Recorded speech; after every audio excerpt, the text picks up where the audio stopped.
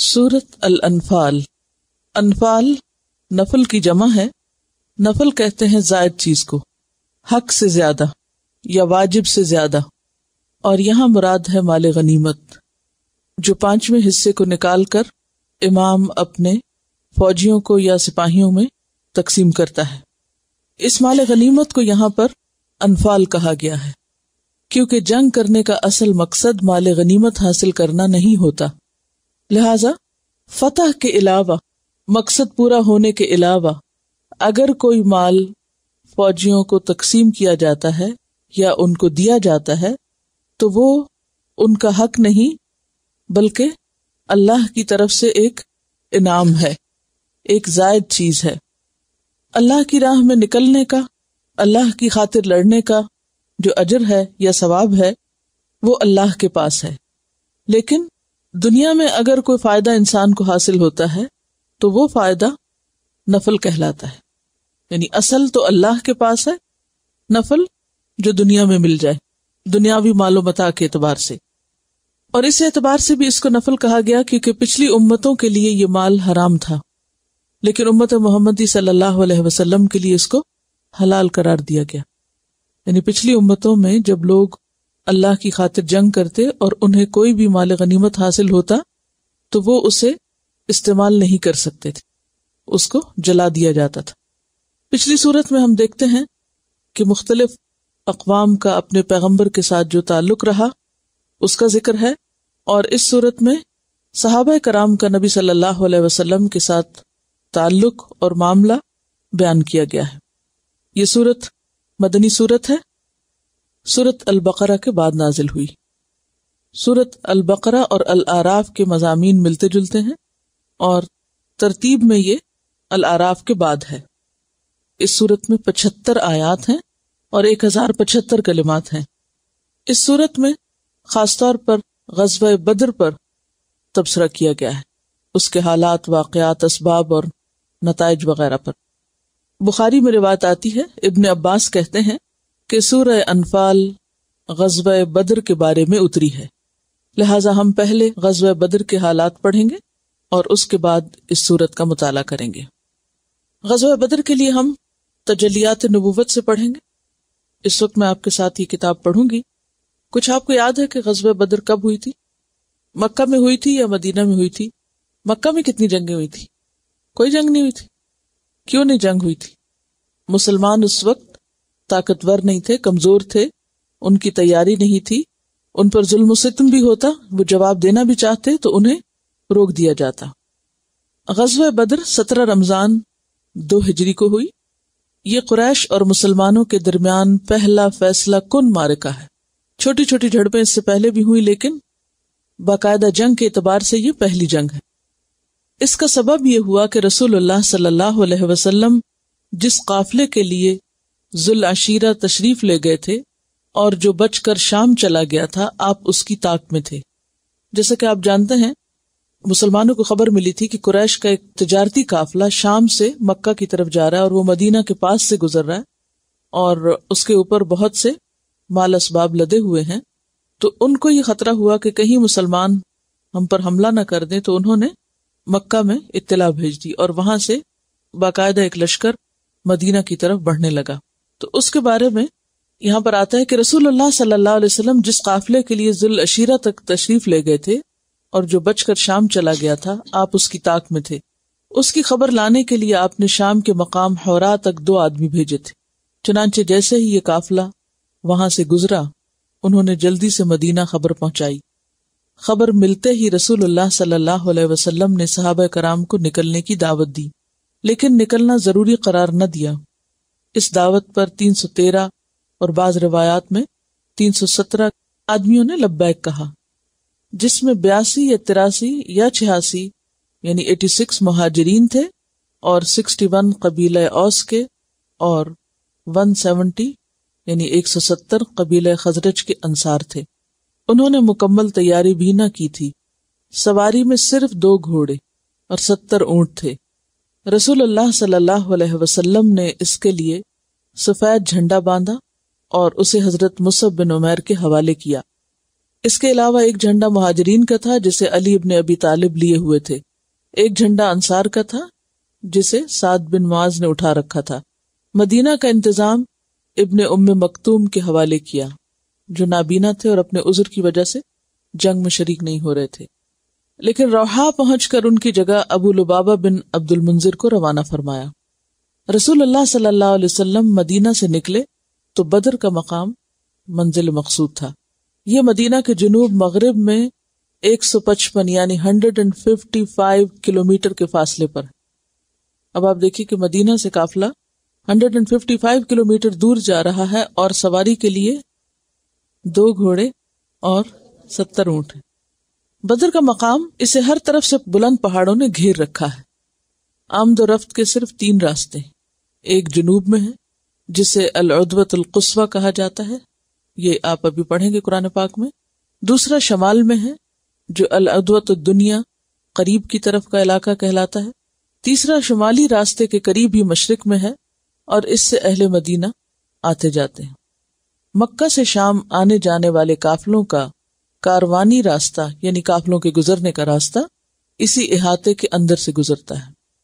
اس میں کچھ مکانات، کنویں اور باغات بھی تھے، اس لیے قافلے عموماً یہاں پڑاؤ ڈالتے تھے اور کئی گھنٹوں سے لے کر کئی دنوں تک بھی ٹھہرتے تھے۔ یعنی بدر کا علاقہ کس کے لیے مشہور تھا؟ قافلوں کے ٹھہرنے کے لیے۔ لہٰذا یہ بات بہت آسان تھی کہ اس احاطے میں قریش کا قافلہ اترنے کے بعد مسلمان تینوں راستے بند کر دیں اور قافلہ اپنے آپ کو ان کے حوالے کرنے پہ مجبور ہو جائے۔ لیکن اس تدبیر کا لازمی تقاضا یہ تھا کہ قافلے کو مسلمانوں کے نکلنے کا مطلق علم نہ ہو تاکہ وہ غفلت میں بدر کے اندر اتر پڑے۔ اسی لیے حضور صلی اللہ علیہ وسلم جب مدینہ سے نکلے تو آپ نے پہلے پہل جو راستہ اختیار کیا وہ بدر کے بجائے کہیں اور جاتا تھا، پھر بہت دھیمی رفتار سے بدر کی جانب پیش قدمی فرمائی۔ جہاں تک قافلے کا تعلق ہے تو اس میں 1000 اونٹ تھے جس پر کم از کم 50,000 دینار کی مالیت کا سامان لدا ہوا تھا۔ اس کا سالار ابو سفیان تھا اور اس کے ساتھ صرف 40 آدمی تھے۔ تجارتی قافلے کی طرف اشارہ ہے۔ ابو سفیان حد درجہ بیدار اور محتاط تھا، ہر آنے جانے والے سے مسلمانوں کی نقل و حرکت کے متعلق دریافت کرتا رہتا، چنانچہ وہ ابھی بدر سے کافی دور تھا کہ اسے مسلمانوں کے نکلنے کا علم ہو گیا، لہٰذا اس نے قافلے کا رخ مغرب کی طرف پھیر کر ساحل کا راستہ پکڑا اور بدر کا راستہ کلی طور پہ چھوڑ دیا۔ ساتھ ہی ایک آدمی کو اجرت دے کے مکہ بھیجا کہ جس قدر جلد ممکن ہو انہیں مسلمانوں کے نکلنے کی اطلاع دی جائے۔ اس شخص نے خبر پہنچائی تو اہل مکہ نہایت تیزی سے تیار ہو گئے، سب کے سب نکلے، ابو لہب کے سوا بڑوں میں کوئی پیچھے نہ رہا۔ آس پاس کے قبائل کے آدمی بھی ساتھ لیے، قریش کے بڑوں میں صرف بنو عدی نے اس میں شرکت نہ کی۔ جب یہ لشکر جحفہ پہنچا تو اسے ابو سفیان کا پیغام ملا جس میں اس نے اپنے بچ نکلنے کی اطلاع دی تھی اور یہ مطالبہ کیا تھا کہ مکہ واپس پلٹ جائیں۔ یعنی مکہ والے کس لیے نکل رہے تھے؟ ابو سفیان کی مدد کے لیے۔ چنانچہ لوگوں نے واپسی کا ارادہ کر لیا، مگر ابو جہل اپنے تکبر اور نخوت کے سبب آڑے آ گیا اور کوئی واپس نہ ہو سکا، اس نے واپس نہ جانے دیا۔ صرف بنو زہرہ اپنے حلیف اور رئیس اخنس بن شریق ثقفی کی رائے پہ واپس ہوئے اور یہ 300 تھے۔ باقی 1000 لشکر نے اپنا سفر جاری رکھا، حتیٰ کہ عدوہ قصوہ کے قریب پہنچ کر بدر کے باہر پہاڑوں کے پیچھے ایک وسیع میدان میں پڑاؤ ڈال دیا۔ ادھر رسول اللہ صلی اللہ علیہ وسلم کو راستے ہی میں اہل مکہ کے خروج کا علم ہو گیا، لہٰذا آپ نے مسلمانوں سے مشورہ کیا۔ اس پر حضرت ابوبکر اٹھے اور اچھی بات کہی، پھر حضرت عمر اٹھے اور اچھی بات کہی، پھر حضرت مقداد اٹھے اور عرض کیا، اے اللہ کے رسول صلی اللہ علیہ وسلم، واللہ ہم وہ بات نہیں کہیں گے جو بنی اسرائیل نے موسیٰ علیہ السلام سے کہی تھی، جاؤ تم اور تمہارا رب جا کے لڑو اور ہم یہیں بیٹھے، بلکہ ہم آپ کے دائیں اور بائیں اور آگے اور پیچھے سے لڑیں گے۔ اس سے رسول اللہ صلی اللہ علیہ وسلم کا چہرہ مبارک دمک اٹھا اور آپ مسرور ہو گئے۔ اس کے بعد آپ نے پھر فرمایا، مسلمانوں مجھے مشورہ دو۔ اس پر انصار کے رئیس حضرت سعد بن معاذ اٹھے اور عرض کی، یا رسول اللہ، گویا آپ ہماری طرف اشارہ فرما رہے ہیں، تو اس ذات کی قسم جس نے آپ کو حق کے ساتھ بھیجا ہے، اگر آپ ہمیں اس سمندر پر لے چلیں اور اس میں کودنا چاہیں تو ہم اس میں بھی آپ کے ساتھ کود پڑیں گے، ہمارا ایک آدمی بھی پیچھے نہ رہے گا، ہمیں قطعاً کوئی ہچکچاہٹ نہیں کہ کل آپ ہمارے ساتھ دشمن سے ٹکرا جائیں، ہم جنگ میں پامرد اور لڑنے میں جواں مرد ہیں، اور توقع ہے کہ اللہ آپ کو ہمارا وہ جوہر دکھلائے گا جس سے آپ کی آنکھیں ٹھنڈی ہو جائیں گی، لہٰذا آپ ہمیں لے کر بڑھیں، اللہ برکت دے۔ انہوں نے گفتگو کے دوران یہ بھی کہا، اس ذات کی قسم جس نے آپ کو حق کے ساتھ بھیجا، اگر آپ پیش قدمی کرتے ہوئے برق غمات تک جائیں، دور دراز علاقے کا نام ہے، تو بھی ہم آپ کے ساتھ ہیں۔ اس سے رسول اللہ صلی اللہ علیہ وسلم پر خوشی کی لہر دوڑ گئی۔ آپ نے فرمایا، چلو اور خوش ہو جاؤ، کیونکہ مجھ سے اللہ نے 2 گروہوں میں سے ایک کا وعدہ فرمایا ہے۔ واللہ اس وقت میں گویا قوم کی قتل گاہیں دیکھ رہا ہوں، کیونکہ اللہ سبحانہ وتعالیٰ کی طرف سے آپ کو وہ چیزیں دکھا دی جاتی تھیں جو عام لوگ نہیں دیکھ سکتے۔ پھر آپ نے بدر کی جانب پیش قدمی کی اور وہاں اسی رات پہنچے جس رات مشرکین پہنچے تھے۔ وہاں پہنچ کر آپ نے میدان بدر کے اندر ادوائے دنیا کے قریب، یعنی اس طرف کے علاقے میں، قریب کے علاقے میں پڑاؤ ڈالا۔ لیکن حضرت حباب بن منذر نے مشورہ دیا کہ آپ آگے بڑھ چلیں اور جو چشمہ دشمن کے سب سے زیادہ قریب ہے اس پہ پڑاؤ ڈالیں، تاکہ مسلمان حوض بنا کر اپنے لیے پانی جمع کر لیں اور بقیہ چشموں کو پاٹ دیں، یعنی بند کر دیں۔ اس طرح دشمن پانی سے محروم ہو جائے گا۔ یہ کیا تھا؟ وار ٹیکٹکس۔ چنانچہ آپ نے یہی کیا۔ پھر مسلمانوں نے ایک چھپر بنائی جو نبی صلی اللہ علیہ وسلم کی قیادت گاہ تھی، یعنی آپ کے لیے ایک خیمہ لگایا، اور اس پر حضرت سعد بن معاذ کی کمان میں انصاری جوانوں کی ایک جماعت پہرے اور حفاظت کے لیے مقرر کر دی۔ اس کے بعد رسول اللہ صلی اللہ علیہ وسلم نے لشکر کی ترتیب فرمائی، میدان جنگ کا چکر لگایا۔ وہاں آپ نے ہاتھ کا اشارہ کر کے فرمایا، یہ کل فلاں کی قتل گاہ ہے، یہ کل فلاں کی قتل گاہ ہے، انشاءاللہ، یعنی آپ نے لوگوں کو پہلے سے اطلاع دے دی۔ پھر ایک درخت کی جڑ کے پاس نماز پڑھتے ہوئے رات گزاری۔ اب آپ دیکھیے کہ توکل کس چیز کا نام ہے۔ ایک طرف تدبیر کی جا رہی ہے اور دوسری طرف اللہ سے دعا۔ حالانکہ آپ کو یہ تک بتا دیا گیا تھا کہ کہاں کون قتل ہوگا، لیکن اس کے باوجود بھی آپ نے کوشش نہیں چھوڑی، ہاتھ پاؤں چھوڑ کے نہیں بیٹھ گئے، بلکہ اپنے ذمے جو کچھ تھا وہ پورے کا پورا کیا، حتیٰ کہ پوری رات دعاؤں میں گزاری۔ اگر ہمیں کوئی بتا دے کہ ہاں تم فلاں کام میں کامیاب ہو جاؤ گے، تو اس کے بعد ہماری کوشش عموماً کیا رہتی؟ ہم کہتے جب کام ہو ہی جانا تو پھر کچھ کرنے کی کیا ضرورت ہے؟ بلکہ یہ نہ بھی پتا ہو تو ہم کچھ نہیں کرتے، سستی کے مارے، کاہلی کے مارے، کہتے ہیں اللہ مالک ہے، ہو ہی جائے گا نا، فکر کی کیا بات ہے، ہو جائے گا۔ نبی صلی اللہ علیہ وسلم نے نماز پڑھتے ہوئے رات گزاری۔ مسلمانوں نے بھی بھرپور اعتماد کے ساتھ پرسکون رات گزاری، اور اللہ تعالیٰ نے بارش نازل فرما دی، جیسے کہ اس کا ارشاد ہے سورۃ انفال کی آیت 11 میں آپ پڑھیں گے، اذ یغشیکم النعاس امنۃ منہ وینزل علیکم من السماء ماء لیطہرکم بہ ویذہب عنکم رجز الشیطان ولیربط علی قلوبکم ویثبت بہ الاقدام۔ جب اللہ تعالیٰ تم پر اپنی طرف سے امن اور بے خوفی کے طور پر نیند طاری کر رہا تھا اور تم پر آسمان سے پانی برسا رہا تھا تاکہ تمہیں اس کے ذریعے پاک کر دے اور تم سے شیطان کی گندگی دور کر دے اور تمہارے دل مضبوط کر دے اور تمہارے قدم جما دے۔ پھر صبح یعنی جمعے کی صبح 17 رمضان سن 2 ہجری دونوں فوجوں کا آمنا سامنا ہوا تو رسول اللہ صلی اللہ علیہ وسلم نے دعا فرمائی، اے اللہ، یہ قریش ہیں جو اپنے غرور اور تکبر کے ساتھ تیری مخالفت کرتے ہوئے تیرے رسول کو جھٹلاتے ہوئے آئے ہیں۔ اے اللہ، تیری مدد جس کا تو نے مجھ سے وعدہ کیا ہے، اے اللہ آج انہیں اینٹ کر رکھ دے، یعنی ہرا دے۔ پھر آپ نے صفیں برابر کی اور فرمایا، جب تک میرا حکم نہ آ جائے لڑائی شروع نہ کریں۔ نیز فرمایا کہ جب وہ تمہارے قریب آ جائیں تو ان پر تیر چلانا اور اپنے تیروں کو بچائے رکھنے کی کوشش کرنا، یعنی جلد بازی میں اور جوش میں آ کے سارے ختم نہ کر دینا، اور جب تک وہ تم پر چھا نہ جائیں تلوار نہ کھینچنا، یعنی خود آگے نہیں بڑھنا، جب وہ آنے لگے تو پھر ان کو مار۔ اس کے بعد آپ چھپر میں واپس آ گئے، یعنی پورا سب کچھ سمجھا کے جگہ بنا کے تیار کر کے سب، اور پھر آپ اپنی جگہ واپس آ گئے۔ آپ کے ساتھ ابو بکر بھی تھے۔ آپ نے اللہ تعالیٰ سے بڑے سوز کے ساتھ دعا کی، یہاں تک کہ فرمایا، اللہم ان تہلک ہذہ العصابۃ اليوم لا تعبد ابدا، اللہم ان شئت لم تعبد بعد اليوم ابدا۔ اے اللہ، اگر آج یہ جماعت ہلاک ہو گئی تو کبھی تیری عبادت نہ کی جائے گی، یعنی دنیا میں پھر تیرا نام لینے والا کوئی نہیں بچے گا۔ کیونکہ آپ کو معلوم ہے کہ 13 سال تک مسلسل کوشش کے بعد صرف 200 لوگ ایسے تھے کہ جن کو آپ ساتھ لے سکے تھے مکہ سے۔ 13 سال میں صرف 200 لوگ، اور پھر مدینہ آنے کے بعد کچھ مدینہ والوں میں سے مسلمان ہوئے۔ اب کل پونجی یہی تھی، کل نفری یہی تھی، اور اگر وہ بھی ہلاک ہو جائے تو اس کے بعد پھر مزید لوگ کب اور کیسے. آپ صلی اللہ علیہ وسلم نے خوب تضرع یعنی زاری کے ساتھ خلوص کے ساتھ دعا کی، یہاں تک کہ آپ کی چادر آپ کے کندھوں سے گر گئی، یعنی اتنے آپ دعا میں کھوئے ہوئے تھے.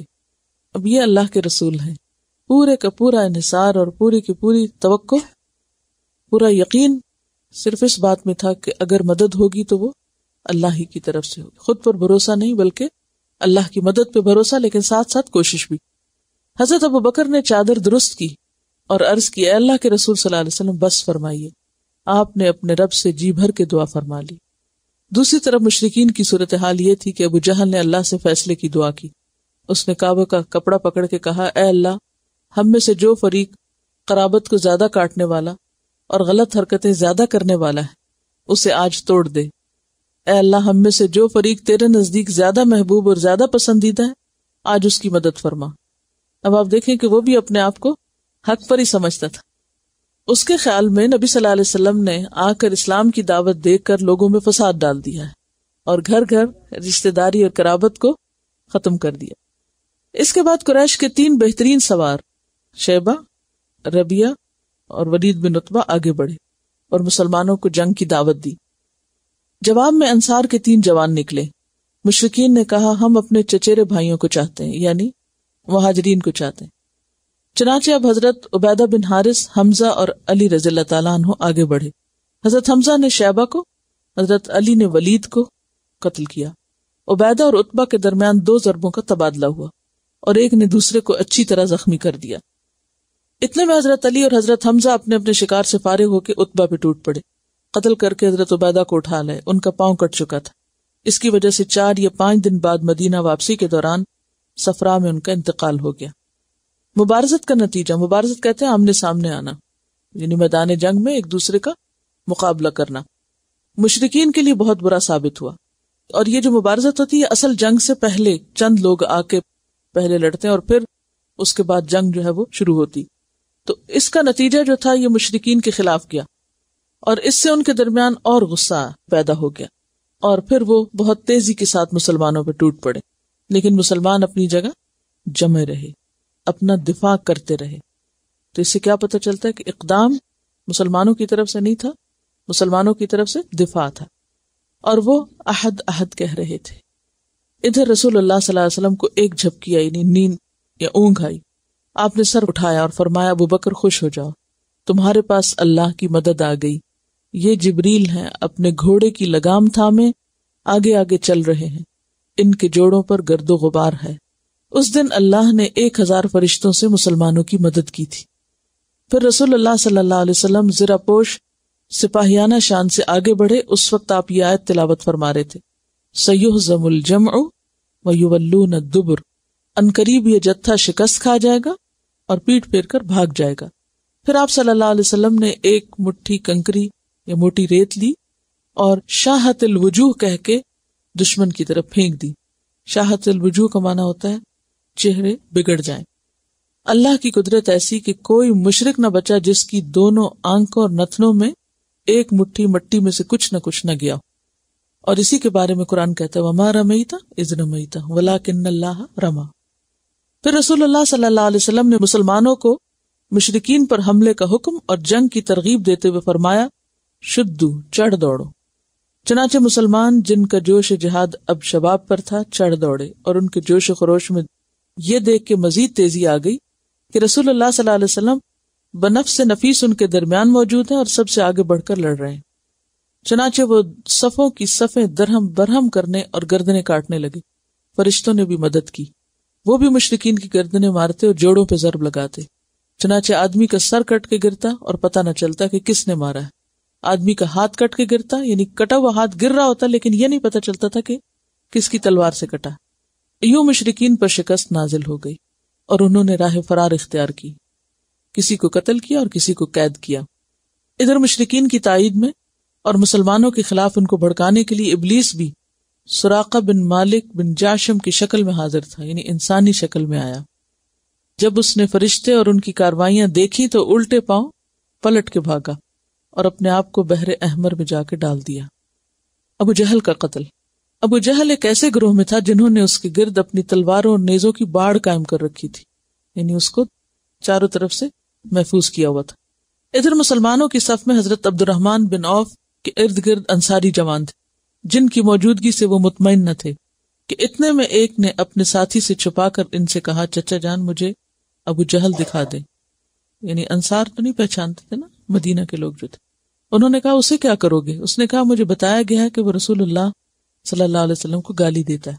اس ذات کی قسم جس کے ہاتھ میں میری جان ہے، اگر میں نے اس کو دیکھ لیا تو میرا وجود اس کے وجود سے جدا نہ ہوگا یہاں تک کہ ہم میں سے جس کی موت پہلے ہو وہ مر جائے، یعنی جب تک میں ختم نہ کر لوں یا یہ کہ خود ختم ہو جاؤں، چھوڑوں گا نہیں اس کو۔ اتنے میں دوسرے نے بھی یہی بات کہی۔ اس کے بعد جب صفیں پھٹ گئیں تو عبد الرحمن بن عوف نے دیکھا ابو جہل چکر کاٹ رہا ہے۔ انہوں نے دونوں کو اسے دکھا دیا، دونوں جھپٹ پڑے، تلوار مار کر قتل کر دیا۔ ایک نے پنڈلی پہ ضرب لگائی اور اس کا پاؤں یوں اڑ گیا جیسے موصل کی مار پڑنے پر گٹلی اڑ جاتی، اور دوسرے نے بری طرح اس کو زخمی کر دیا، اس حال میں چھوڑا کہ صرف سانس آ جا رہی تھی۔ اس کے بعد دونوں رسول اللہ صلی اللہ علیہ وسلم کے پاس آئے۔ دونوں کا دعویٰ تھا کہ میں نے قتل کیا۔ آپ نے تلواریں دیکھی اور فرمایا دونوں نے قتل کیا۔ یہ دونوں جوان افرا کے صاحبزادے معاذ اور معوذ تھے۔ معوذ تو اسی غزوے میں شہید ہو گئے، البتہ معاذ حضرت عثمان کے دور خلافت تک باقی رہے۔ رسول اللہ صلی اللہ علیہ وسلم نے انہی کو ابو جہل کا سامان دیا۔ معرکہ ختم ہوا تو لوگ ابو جہل کی تلاش میں نکلے۔ عبداللہ بن مسعود نے اسے پا لیا، ابھی اس کی سانس آ جا رہی تھی۔ انہوں نے اس کی گردن پر پاؤں رکھا اور سر کاٹنے کے لیے داڑھی پکڑی اور فرمایا، اللہ کے دشمن، آخر اللہ نے تجھے رسوا کیا۔ اس نے کہا، مجھے کاہے کو رسوا کیا؟ جس شخص کو تم لوگوں نے قتل کیا اس سے اوپر بھی کوئی آدمی ہے؟ یعنی تکبر کی انتہا دیکھیں، گرا پڑا ہے مرنے کے قریب اور کہتا ہے کیا اس سے اوپر بھی کوئی اور ہے؟ پھر بولا، کاش مجھے کسانوں کی بجائے کسی اور نے قتل کیا ہوتا۔ یعنی انصاریوں کو کسان کہتے تھے نا، مدینہ کے لوگوں کا پیشہ کیا تھا؟ کھیتی باڑی۔ اس کے بعد کہنے لگا، مجھے بتاؤ آج فتح کس کی ہوئی؟ حضرت عبداللہ بن مسعود نے کہا، اللہ اور اس کے رسول کی۔ ابو جہل نے کہا، وہ بکریوں کے چرواہے تو بڑی مشکل جگہ پہ چڑھ گیا۔ اس کے بعد حضرت عبداللہ بن مسعود نے اس کا سر کاٹ لیا۔ ایک اور روایت میں آتا ہے کہ اس نے کہا تھا کہ میرے سر نیچے سے کاٹنا تھا کہ اگر میری گردن رکھی جائے تو پتہ چلے کسی سردار کی گردن، یعنی حد درجے کا تکبر اس میں سمایا ہوا تھا۔ اس کے بعد عبداللہ بن مسعود نے اس کا سر کاٹ لیا اور خدمت نبی میں حاضر کیا۔ آپ نے فرمایا، اللہ اکبر والحمد للہ، صدق وعدہ ونصر عبدہ وہزم الاحزاب وحدہ۔ اللہ سب سے بڑا ہے۔ اب آپ دیکھیں کہ وہاں کیا فخر اور غرور اور تکبر ہے، اور یہاں ہر لمحے اللہ کی بڑائی ہے۔ اللہ سب سے بڑا ہے۔ تمام تعریف اللہ کے لیے جس نے اپنا وعدہ سچ کر دکھلایا، اپنے بندے کی مدد فرمائی اور تنہا سارے گروہوں کو شکست دی۔ کچھ بھی کریڈٹ نہیں لیا، خود کو کوئی کریڈٹ نہیں دیا کہ ہم نے بھی کچھ کیا۔ کیا کہا؟ تنہا اللہ نے سارے گروہوں کو شکست دی۔ پھر فرمایا، یہ اس امت کا فرعون ہے۔ کون؟ ابو جہل۔ جنگ بدر کو یوم الفرقان کہا جاتا ہے، فیصلے کا دن۔ یہ مارکہ کفر اور ایمان کا مارکہ تھا۔ اس میں آدمی نے اپنے چچا سے، باپ نے اپنے بیٹے سے، بھائی نے اپنے بھائی سے اور قرابت دار نے اپنے قریب ترین لوگوں سے جنگ کی تھی۔ یہ اہم پوائنٹ ہے، یعنی باپ نے بیٹے سے۔ کون کون تھے یہ؟ حضرت ابو بکر اور ان کے بیٹے۔ ابو بکر کے بیٹے جو تھے وہ مشرکین کی طرف سے آئے تھے۔ حضرت عمر نے اپنے ماموں عاص بن ہشام کو قتل کیا۔ حضرت ابو بکر نے اپنے بیٹے عبد الرحمن کا مقابلہ کیا۔ مسلمانوں نے نبی صلی اللہ علیہ وسلم کے چچا عباس کو قید کیا، اور یوں قرابت کے تعلقات کٹ گئے۔ اللہ نے کلمہ ایمان کو کلمہ کفر پر بلندی عطا کی، حق کو باطل سے جدا کر دیا۔ اسی لیے اس دن کا نام یوم الفرقان پڑ گیا، یعنی بدر کا دن 17 رمضان المبارک۔ یہ دن اسلامی تاریخ میں یوم الفرقان کہلاتا ہے، کیونکہ اس دن فرق واضح ہو گیا کس کا ایمان سچا ہے اور کس کی محبت اللہ کے لیے ہے، اور کون واقعی اللہ کے لیے کام کرنے والا ہے۔ اس مارکے میں 14 مسلمان شہید ہوئے، 6 مہاجرین اور 8 انصار۔ انہیں میدان بدر ہی میں سپرد خاک کر دیا گیا۔ ان کی قبریں اب بھی معروف ہیں۔ مشرکین کے 70 آدمی مارے گئے، 70 قید ہوئے۔ مرنے والوں میں زیادہ تر سردار لوگ تھے۔ ان میں سے 24 سرداروں کی لاشیں کھینچ کر بدر کے ایک گندے خبیث کنویں میں پھینک دیے گئے، یعنی 24 لوگوں کو ایک ہی کنویں میں ڈالا گیا، یعنی ان کی قبر بنی۔ رسول اللہ صلی اللہ علیہ وسلم نے 3 روز بدر میں قیام فرمایا۔ اس کے بعد جب واپسی کے لیے تیار ہوئے تو اس کنویں کی منڈیر پہ آ کے کھڑے ہو گئے۔ ان سرداروں کا نام لے لے کر پکارا، اے فلاں کے بیٹے، اے فلاں کے بیٹے، کیا تمہیں یہ بات اچھی لگتی ہے کہ تم نے اللہ اور اس کے رسول کی اطاعت کی ہوتی؟ کیونکہ ہم سے ہمارے رب نے جو وعدہ کیا تھا ہم نے اسے سچا پایا، تو کیا تم سے تمہارے رب نے جو وعدہ کیا تھا تم نے بھی اسے سچا پایا؟ حضرت عمر نے کہا، اللہ کے رسول، آپ ایسے جسموں سے کیا باتیں کر رہے ہیں جن میں روح ہی نہیں، یعنی یہ تو مر چکے ہیں، اب آپ ان سے کیا خطاب کر رہے ہیں؟ آپ نے فرمایا، جو کچھ میں کہہ رہا ہوں اسے تم لوگ ان سے زیادہ نہیں سن رہے، لیکن یہ لوگ جواب نہیں دے سکتے۔ یعنی اللہ چاہے تو مردوں کو بھی سنوا دے، اور پیغمبر کی بات ان کو سنوائی اس وقت، کیونکہ اس میں ایک بہت بڑی عبرت تھی سب کے لیے۔ مکہ میں شکست کی خبر بھاگنے والے مشرکین کے ذریعے پہنچی، یعنی مشرکین جو تھے جب انہوں نے دیکھا کہ سب ہار رہے ہیں تو بھاگ بھاگ کے تتر بتر ہو کے مکہ پہنچے، جس سے انہیں بڑی ذلت اور رسوائی محسوس ہوئی، حتیٰ کہ انہوں نے مقتولین پر نوحہ گردی سے روک دیا تاکہ مسلمان خوش نہ ہوں۔ لطف یہ ہوا کہ اسود بن مطلب کے 3 بیٹے مارے گئے اور ان پر وہ نوحہ کرنا چاہتا تھا۔ اس نے ایک رات ایک نوحہ کرنے والی عورت کی آواز سنی تو سمجھا کہ اجازت مل گئی، جھٹ اپنے غلام کو حقیقت معلوم کرنے کے لیے بھیجا۔ اس نے واپس آ کے بتایا کہ یہ عورت تو اپنے ایک گمشدہ اونٹ پہ رو رہی ہے۔ اسود یہ سن کر اپنے آپ پہ قابو نہ پا سکا اور بے اختیار پکار اٹھا، اتبکی ان یدل لها بعیر ویمنعها من النوم السہود فلا تبکی علی بکر ولکن علی بدر تقاصرت الجدود۔ کیا وہ اس بات پہ روتی ہے کہ اس کا اونٹ غائب ہو گیا اور اس پر بے خوابی نے اس کی نیند حرام کر رکھی ہے؟ تو اونٹ پر نہ رو بلکہ بدر پر رو جہاں قسمتیں پھوٹ گئیں۔ مزید چند اشعار کہے جن میں اپنے بیٹوں پہ آہ فغاں کیا۔ ادھر اہل مدینہ کی خوشخبری کے لیے رسول اللہ صلی اللہ علیہ وسلم نے 2 قاصد ارشاد فرمائے، یعنی مشرکین تو بھاگ کے گئے اور جا کے خبر پہنچائی، اور آپ صلی اللہ علیہ وسلم نے 2 لوگ روانہ کیے، ایک عبداللہ بن رواحہ بالائی مدینہ کی طرف اور دوسرے زید بن حارثہ زیری مدینہ کی طرف۔ اس دوران یہود نے جھوٹے پروپیگنڈے کر کے مدینہ میں ہلچل مچا رکھی تھی، اس لیے جب فتح کی خبر پہنچی تو ہر طرف مسرت و شادمانی کی لہر دوڑ گئی۔ مدینہ کے در و بام تحلیل و تکبیر، تحلیل کہتے ہیں لا الہ الا اللہ کو، اور تکبیر اللہ اکبر، ان کے نعروں سے گونج اٹھے۔ بڑے بڑے مسلمان رسول اللہ صلی اللہ علیہ وسلم کو مبارکباد دینے کے لیے بدر کے راستے میں نکل پڑے۔ رسول اللہ صلی اللہ علیہ وسلم مدینے کی راہ میں، رسول اللہ صلی اللہ علیہ وسلم نصرت الہی کا تاج پہنے مدینہ کے لیے روانہ ہوئے۔ آپ کے ساتھ مال غنیمت اور قیدی بھی تھے۔ وادی صفرا کے قریب پہنچے تو تقسیم غنیمت کا حکم نازل ہوا، چنانچہ آپ نے خمس نکال کر باقی مال غنیمت غازیوں پہ تقسیم کر دیا۔ غازی کون ہوتا ہے؟ جو جنگ میں جیتا ہوا ہو۔ پھر وادی صفرا میں پہنچ کر نضر بن حارث کو قتل کرنے کا حکم دیا اور حضرت علی بن ابی طالب نے اس کی گردن اڑا دی۔ اس کے بعد عرق الزبیہ پہنچے تو عقبہ بن ابی معیط کو قتل کرنے کا حکم دیا۔ یہ کفار میں سے لوگ تھے۔ یہ 2 لوگ کیوں مارے گئے تھے اس کی وجوہات آپ کسی اور جگہ پر پڑھیں گے۔ سربراوردہ مسلمان یعنی جو بڑے بڑے لوگ تھے، ذمہ دار لوگ تھے، رسول اللہ صلی اللہ علیہ وسلم کو مبارکباد دینے کے لیے نکلے تھے۔ مقام روحا میں آپ سے ان کی ملاقات ہوئی اور وہاں سے مدینہ تک انہوں نے آپ کی رفاقت اور قیادت میں سفر طے کیا۔ اب آپ سوچ رہے ہوں گے کہ یہ مسلمان کہاں تھے؟ اصل میں جنگ بدر میں سب کے لیے نکلنا لازم نہیں کیا گیا تھا۔ وہاں سے مدینہ تک انہوں نے آپ کی رفاقت اور قیادت میں سفر طے کیا۔ اس طرح آپ مدینہ میں یوں مظفر و منصور داخل ہوئے، دونوں کا معنی کامیاب۔ دشمن پر آپ کی دھاک بیٹھ چکی تھی، اس کی وجہ سے بہت سے لوگ حلقہ بگوش اسلام بھی ہوئے۔ اسی موقع پر عبداللہ بن ابی اور اس کے ساتھیوں نے بھی دکھاوے کے لیے اسلام قبول کیا۔ کیا سوچ کے؟ ایک تو مال غنیمت ملا تھا مسلمانوں کو، دوسرا یہ کہ مسلمان اب مدینہ میں ایک قوت بن گئے تھے۔ جب رسول اللہ صلی اللہ علیہ وسلم مدینہ پہنچ چکے تو آپ نے قیدیوں کے بارے میں مشورہ کیا کہ اب ان کا کیا کیا جائے۔ حضرت ابوبکر نے فدیہ لینے کی رائے دی، حضرت عمر کی رائے یہ تھی کہ انہیں قتل کیا جائے۔ رسول اللہ صلی اللہ علیہ وسلم نے فدیہ لینا طے کر دیا۔ یہ فدیہ 4000 سے 3000 اور کم از کم 1000 درہم تک تھا۔ ان میں سے جو لکھنا پڑھنا جانتے تھے ان کا فدیہ یہ مقرر کیا گیا کہ وہ 10 مسلمان بچوں کو لکھنا پڑھنا سکھا دیں، اور 10 بچوں کو پڑھانے کا خرچ آپ دیکھیے 4000 سے 3000 درہم۔ بعض قیدیوں پر احسان کیا گیا اور انہیں فدیے کے بغیر رہا کیا کہ ان کے کچھ اور احسانات ہوں گے۔